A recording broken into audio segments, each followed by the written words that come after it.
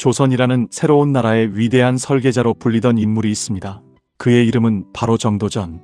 그가 없었다면 조선이라는 나라는 어쩌면 지금과는 전혀 다른 형태로 존재했거나 심지어는 역사 속에서 아예 탄생하지 못했을지도 모른다는 평가를 받을 만큼 그는 조선 건국의 핵심 중추이자 사상적 기반을 제공한 인물이었습니다.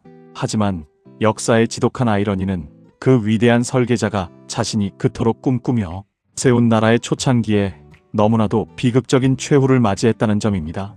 그것도 그가 한때는 자신의 동지로 여기고 함께 새로운 세상을 꿈꿨던 이방원의 칼에 말입니다.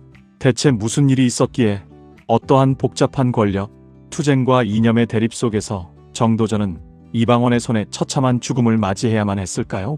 오늘 우리는 그 숨막히는 비극적인 이야기 속으로 깊이 들어가 조선 건국 초기의 격동적인 순간들을 면밀히 탐구해보고자 합니다. 시간은 고려 말기로 거슬러 올라갑니다.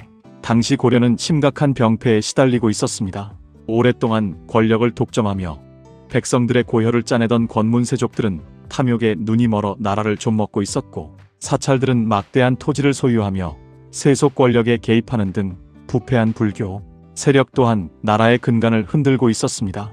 관리들은 부정부패에 찌들어 있었고, 백성들은 가혹한 수탈과 끊이지 않는 전쟁으로 인해 고통 속에서 신음하며 새로운 시대의 도래를 간절히 갈망하고 있었습니다. 이러한 혼란의 시대에 북방에서 용맹을 떨치던 한 걸출한 무인이 등장합니다. 그가 바로 이성계입니다. 변방의 장군으로 여진족과 왜구를 물리치며 이름을 떨치던 이성계는 요동정벌이라는 명분 없는 전쟁을 거부하고 위화도에서 회군을 단행함으로써 고려의 실권을 사실상 장악하게 됩니다. 이 거대한 역사적 전환의 과정에서 이성계의 곁에는 늘 그림자처럼 때로는 등대처럼 빛을 밝혀주는 한 명의 뛰어난 재상이 있었습니다. 그가 바로 고려의 오랜 병폐를 비판하며 새로운 이상, 사회를 꿈꾸던 정도전입니다. 정도전은 단순히 이성계의 지략 있는 참모 역할에 그치지 않았습니다. 그는 이성계에게 낡고 병든 고려를 폐하고 전혀 새로운 나라, 즉 조선을 세워야 한다는 거대하고 혁명적인 비전을 제시했고, 그 비전을 현실로 만들기 위한 모든 정치적, 사상적, 제도적 설계도를 빈틈없이 그렸습니다. 그는 조선 건국의 정신적 지주이자 실질적인 총책임자였습니다. 정도전은 급진 개혁파의 선봉에 서서 고려의 봉건적 질서를 뿌리째 뒤엎고 새로운 유교적 이상 국가를 건설하려 했습니다. 그의 개혁 사상은 매우 체계적이고 광범위했습니다. 그는 부패의 온상이었던 불교를 철저히 비판하고 유교를 새로운 나라의 통치 이념이자 국시로 삼아야 한다고 강력하게 주장했습니다. 또한 그는 고려 사회의 가장 큰 문제점 중 하나였던 토지제도의 개혁에 매달렸습니다. 권문세족이 불법적으로 점유하고 있던 막대한 토지를 몰수하여 백성들에게 공평하게 분배하는 과전법을 시행함으로써 경제적 기반을 안정시키고 백성들의 삶을 개선하고자 했습니다. 이는 단순한 경제개혁이 아니라 기존의 기득권 세력을 약화시키고 새로운 사회 질서를 구축하려는 의지가 담겨 있었습니다. 더불어 그는 능력 위주의 관료를 등용하기 위한 과거 제도를 정비하고 지방 세력이 아닌 중앙정부가 모든 권한을 쥐는 중앙집권적인 통치체제를 확립하려 했습니다. 그의 개혁은 단순히 정치적인 측면에 머무르지 않았습니다. 그는 사회와 경제, 문화, 심지어는 국방에 이르기까지 조선이라는 새로운 나라의 모든 근본적인 변화를 추구했습니다. 특히 주목할 점은 정도전이 직접 새로운 도읍지를 물색하고 한양으로 천도한 후 한양의 도시 계획까지 직접 세웠다는 것입니다. 그는 경복궁의 이름과 주요 전각들의 이름을 지었을 뿐만 아니라 한양의 도로망과 행정구역까지 세심하게 계획했습니다. 말 그대로 조선이라는 국가의 하드웨어와 소프트웨어를 모두 설계한 인물이었습니다. 그는 탁상공론에만 머무르는 단순한 이론가가 아니었습니다. 자신이 꿈꾸는 유교적 이상 국가를 현실에서 구현하기 위해 끊임없이 노력하고 실천하는 진정한 의미의 혁명가이자 실무자였습니다. 이러한 정도전의 급진적이고 혁명적인 개혁은 필연적으로 수많은 반발과 저항을 불러일으켰습니다. 특히 고려의 오랜 기득권 세력과 고려를 지키면서 점진적인 개혁을 추구하려 했던 온건 개혁파는 정도전의 과격한 개혁에 강하게 저항했습니다. 이 저항 세력의 중심에는 고려에 대한 충절을 지키려 했던 정몽주와 같은 인물들이 있었습니다. 정몽주는 고려를 지키며 점진적인 개혁을 통해 새로운 사회를 만들어가고자 했지만 정도전은 더 이상 물러설 수 없다고 판단했습니다. 낡고 병든 고려를 완전히 해체하고 새로운 나라를 세우는 것만이 백성들의 고통을 해결할 수 있는 유일한 길이라고 확신했습니다. 결국 이방원은 정몽주를 제거함으로써 정도전과 이성계의 새로운 길을 열어주었고 조선 건국은 이제 더 이상 막을 수 없는 초읽기에 들어가게 됩니다. 마침내 조선이 건국되고 정도전은 그야말로 자신의 정치적 역량을 마음껏 펼칠 수 있는 날개를 달았습니다. 그는 재상의 권한을 대폭 강화하여 단순히 왕의 명령을 집행하는 신하가 아니라 국가의 정책을 입안하고 집행하는 실질적인 최고 책임자로서의 역할을 수행하고자 했습니다.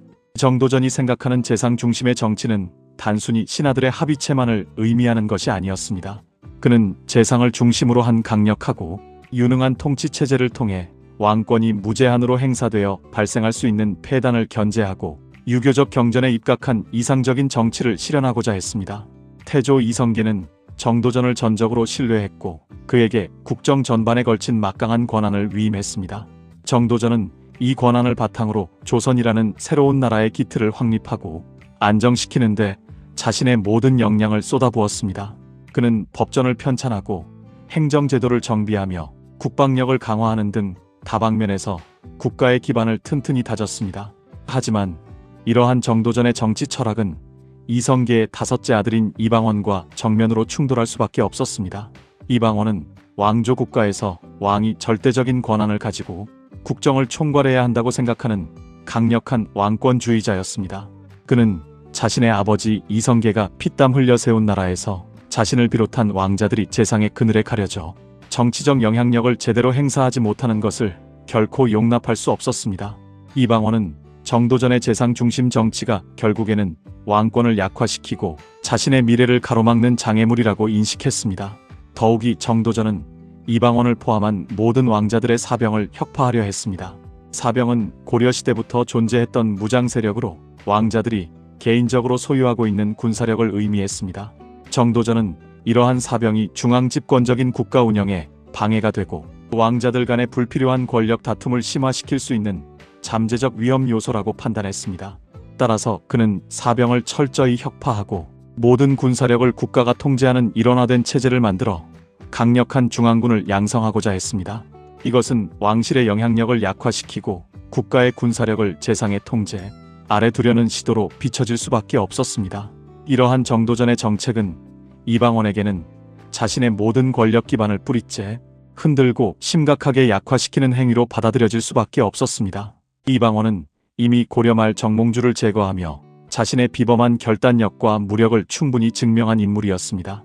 그는 아버지 이성계를 도와 조선을 건국하는데 누구보다도 혁혁한 공을 세웠다고 자부하고 있었습니다. 그런데 정도전은 자신을 지속적으로 견제할 뿐만 아니라 심지어는 가장 중요한 왕위 계승 문제에서 자신을 철저히 배제하려는 움직임을 노골적으로 보였습니다. 태조 이성계는 자신의 아들들 중에서 학식이 뛰어나고 온화했던 이방과 정안군을 세자로 책봉하려 했으나 정도전은 이방과 대신 이성계의 막내 아들이자 어린 나이였던 이방석을 세자로 적극적으로 추천하고 옹립했습니다.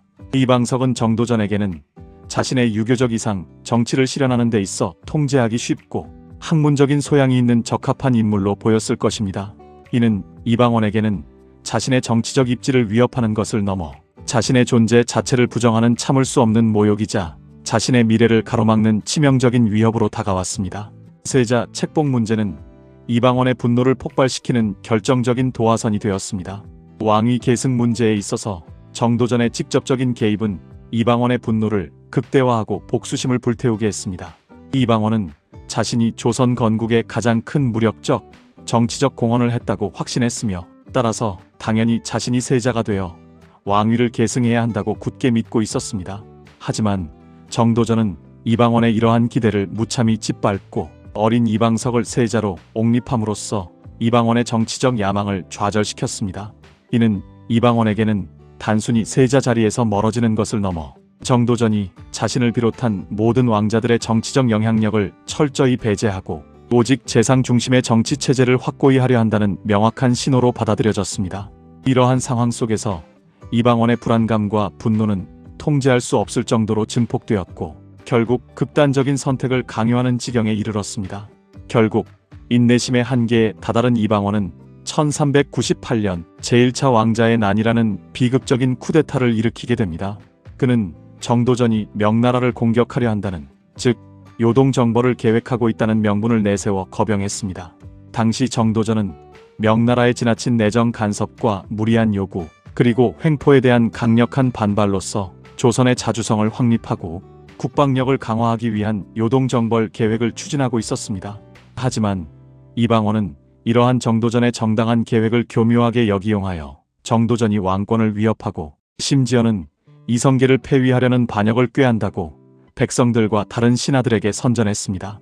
이방원은 자신을 따르는 세력들, 즉 이간대군, 이방의 회안대군, 이방간과 같은 다른 왕자들과 하륜, 조영무 등 신복, 무신들과 함께 정도전과 그를 따르던 남은 심효생 등 급진 개혁파 대신들을 기습적으로 공격했습니다. 이방원은 치밀하게 계획된 야간 습격을 감행했습니다. 정도전은 당시 병환 중이던 태조 이성계를 대신하여 국정 운영의 최고 책임자로서 밤늦게까지 국정에 매달려 있었습니다. 그는 평소처럼 업무를 마치고 사적인 장소에서 휴식을 취하거나 혹은 당시 연회에 참석하여 술을 마시고 있었을 가능성도 있습니다. 바로 그 순간 사병 혁파 문제로 자신과 오랫동안 첨예하게 대립각을 세워왔던 왕자 이방원의 급습을 받게 됩니다. 방심하고 있던 정도전은 이방원 세력의 기습 공격에 속수무책으로 당할 수밖에 없었습니다. 결국 그는 연회장에서 이방원 휘하의 무사들에게 붙잡혔고 자신들이 세운 나라의 미래를 놓고 치열하게 대립했던 두 거인의 갈등은 이방원의 칼날 아래서 비극적인 결말을 맞이하게 됩니다. 조선의 건국을 처음부터 끝까지 설계했던 위대한 사상가이자 혁명가는 그렇게 너무나도 허망하게 자신이 세운 나라의 초창기에 생을 마감했습니다. 그의 나이 57세였습니다. 정도전의 죽음과 함께 그가 꿈꾸던 재상 중심의 유교 이상 국가는 물거품이 되고 말았습니다. 정도전의 죽음은 단순히 한 개인의 비극적인 최후로만 그치지 않았습니다. 그것은 조선이라는 새로운 나라가 앞으로 나아갈 방향을 결정짓는 중대한 분기점이었습니다. 정도전이 추구했던 재상 중심의 이상적인 유교, 정치와 이방원이 지향했던 강력한 왕권 중심의 국가라는 두 가지 다른 정치적 비전, 즉 이념의 충돌이었습니다. 정도전은 왕권을 견제하고 백성을 위한 민본 정치를 꿈꿨지만 이방원은 강력한 왕권을 통해 국가를 안정시키고 효율적으로 통치하려 했습니다. 결국 이방원이 피해 숙청을 통해 승리함으로써 조선은 정도전의 이상과는 다른 왕권이 절대적인 권한을 행사하는 국가로 발전하게 됩니다. 정도전의 죽음 이후 이방원은 정권의 실권을 완전히 장악하고 두 차례에 걸친 왕자의 난을 통해 자신의 정치적 경쟁자들을 모두 무자비하게 제거했습니다. 심지어 자신의 형제들까지도 배제하는 냉철한 결단력을 보였습니다. 그리고 마침내 1400년 태종으로 즉위하여 강력한 왕권을 확립하게 됩니다. 그는 정도전이 시도했던 사병 혁파를 완수하여 모든 군사력을 왕실 직할 아래 두었고 의정부의 기능을 약화시키고 육조직계제를 실시하여 왕에게 모든 권력이 집중되도록 했습니다. 이는 정도전이 꿈꾸던 재상 중심의 권력 분산 체제와는 정반대의 정치 체제였습니다. 정도전의 이상적인 재상 정치는 태종 이방원에 의해 철저히 부정되고 강력한 왕권이 조선의 기본 통치 이념이자 국가 운영의 핵심 원리로 확고하게 자리잡게 됩니다. 태종은 이를 통해 왕조의 안정과 국가의 기틀을 확고히 다졌습니다. 역사는 흔히 승자의 기록이라고 말합니다. 그렇기에 정도전은 오랫동안 역사의 기록 속에서, 특히 조선 후기의 기록에서는 이방원의 정통성을 강화하기 위해 반역자이자 역적으로 평가받아 왔습니다. 하지만 오늘날 우리는 그를 단순히 반역자로만 보는 것이 아니라 그의 선구적인 사상과 혁명적인 개혁 정신을 재조명하며 높이 평가하고 있습니다. 그는 낡고 부패한 고려의 병폐를 타파하고 백성을 위한 새로운 이상 국가인 조선을 건설하려 했던 위대한 사상가이자 이상주의자였습니다.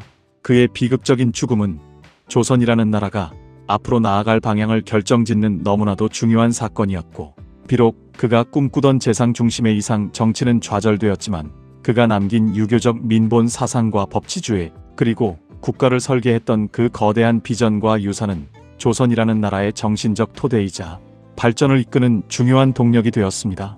정도전의 죽음은 오늘날 우리에게 여전히 많은 질문을 던집니다. 과연 재상 중심의 정치가 더 나은 방향으로 조선을 이끌었을까요? 아니면 이방원의 강력한 왕권이 혼란스러운 건국 초기에 조선을 안정시키고 국가를 반석 위에 올려놓는데 더 큰 기여를 했을까요? 어떤 것이 정답이라고 단정하기 어려운 복잡한 문제입니다. 이 질문에 대한 답은 여전히 역사가들과 후대 사람들에게 깊은 논쟁의 여지로 남아 있습니다. 여러분은 이 두 거인의 이념 대결과 비극적인 최후에 대해 어떻게 생각하시나요?